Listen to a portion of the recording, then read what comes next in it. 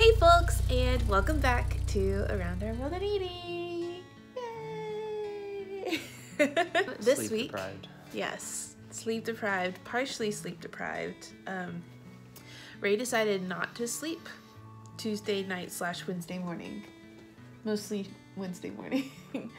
So we've been recovering from that today. This week we did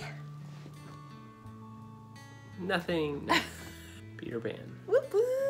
All right, are you ready for my Wikipedia history lesson? Too bad you're gonna get it anyways. Peter Pan was released in 1953, and it was actually based on a play. Did you know that? I did not. I didn't know that until it said it on the credits last night when we watched it. But it's based on a book. No, it's based on a play by J.M. Barrie. The play might be based on a book. I don't remember. But I know that there's a play, a Peter Pan play. Or there was. Or there was. I mean, it still is. You got libraries. Also, this was the last RKO distribution. So that RKO was the distributor for a lot of the Disney animated films. And this was the last one that they did before Walt Disney founded the Buena Vista Distribution Company. Now, I think this is a really great lesson just for life. They actually started working on Peter Pan in 1939. That's when they finally got the rights for it.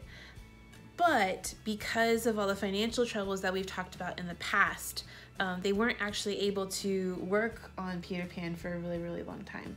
And I think this was the same thing that we saw for Alice in Wonderland and Cinderella. They started working on them, then they had all these financial problems, and then they finally were able to put forth the effort and the money to make these movies after the success of Cinderella.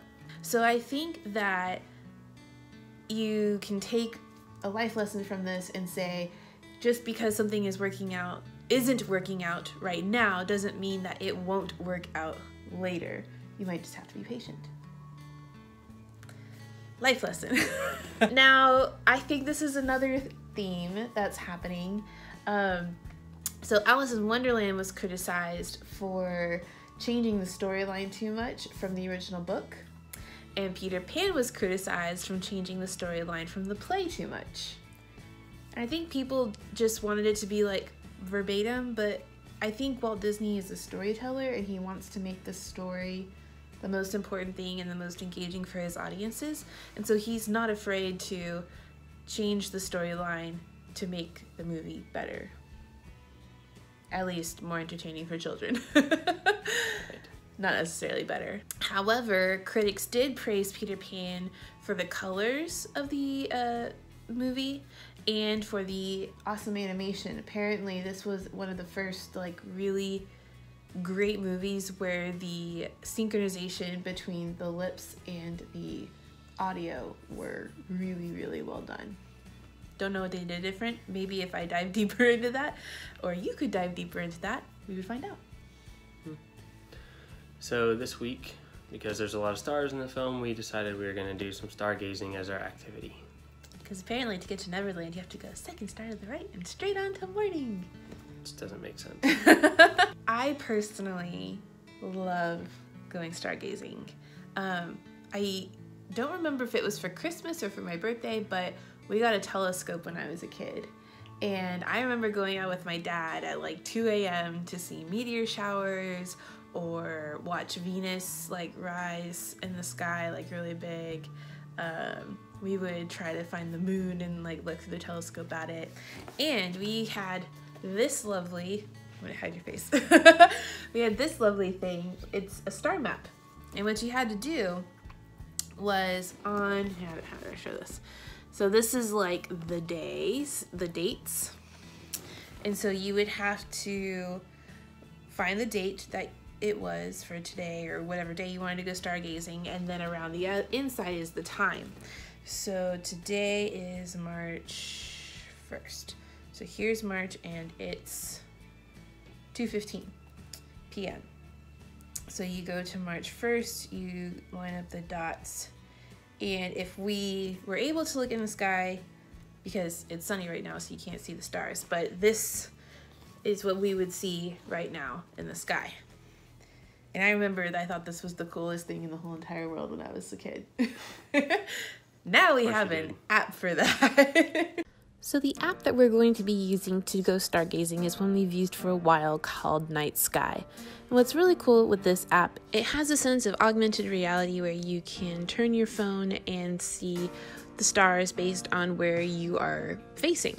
It also has this feature called Night Sky Tonight, and based on your location, it will give you all the different planets that will be visible at night, any satellites that are notable, specifically the International Space Station and the crew.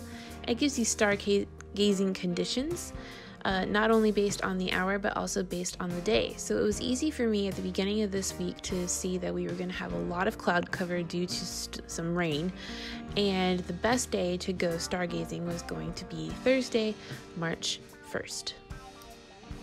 Another really cool feature that is in Night Sky is if you click on that top part of the Night Sky Tonight, it gives you an actual tour of what you are going to see in the sky that night. And so you can see when different planets are going to set, you can see which constellations are going to be in zenith and easy to spot. So with all of that, we headed out and we went stargazing. Hey baby girl, it's time to stargaze. Are you comfy in your PJs? Okay, so it's pretty grainy, but you can kind of see we are here at our favorite airport to stargaze at. You can see the runway lights. See, hopefully, kinda the stars.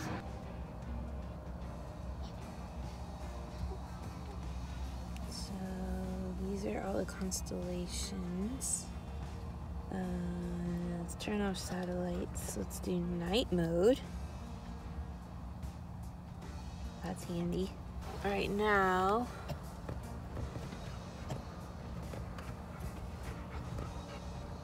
you can see Hydra right there.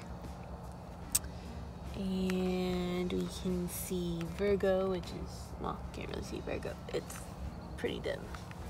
And over here, we've got Orion.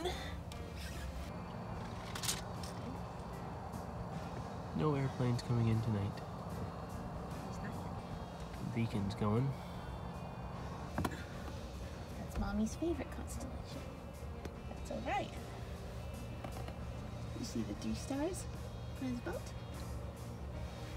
In classic Peter Pan fashion, we are in our PJs.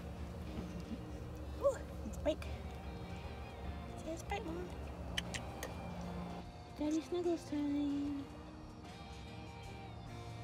Oh, that's bright. So this was a lot of fun this week. Thanks for watching and tuning in. And we will see you guys next week. Bye!